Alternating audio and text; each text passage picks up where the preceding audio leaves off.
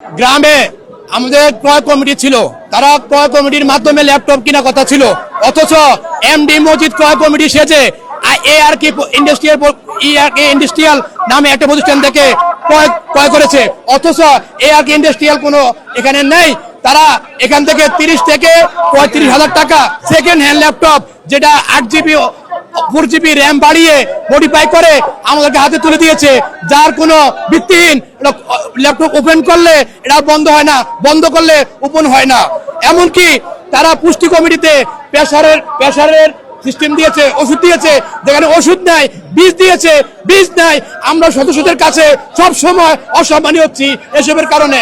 এমনকি তারা সাবান দিয়েছে, সাবান আছে অনেকগুলোতে প্যাকেট নাই, প্যাকেট আছে সাবান নাই। এরকম অনেক দুর্নীতি হয়েছে। এই দুর্নীতির কারণে আমরা স্টাফরা এখানে পাঠার বলি হয়েছি, আমাদের চাকরি নেই।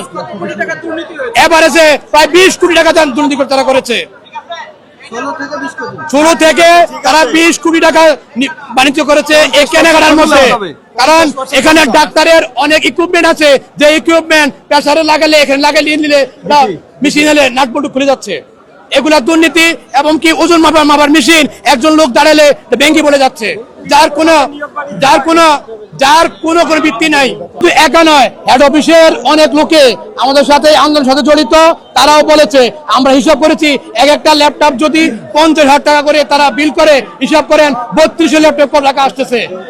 এই বীজ কিনতে প্রায় অনেক কোটি টাকা যারা খরচ করেছে, তারা 1,15,000 টাকা আমাদের ল্যাপটপ হাতে নিয়েছে আমাদের টাকা থেকে।